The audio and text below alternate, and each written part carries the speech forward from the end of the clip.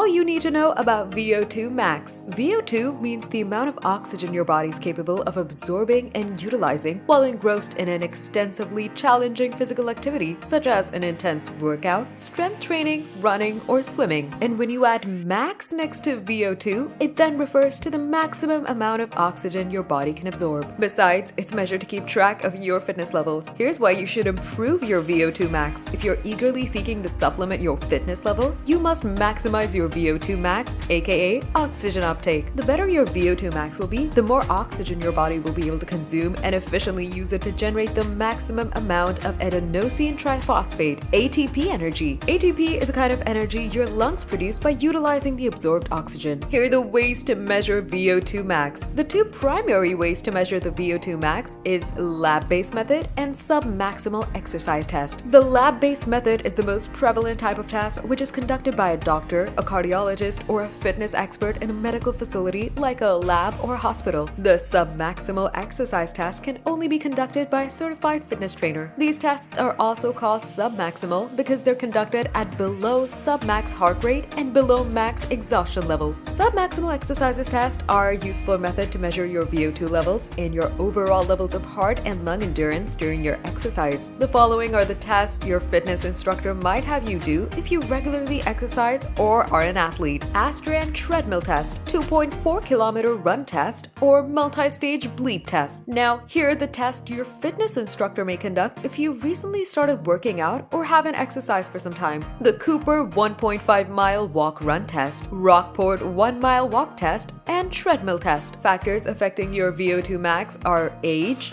gender, fitness level, elevation level, such as at sea level or in the mountains.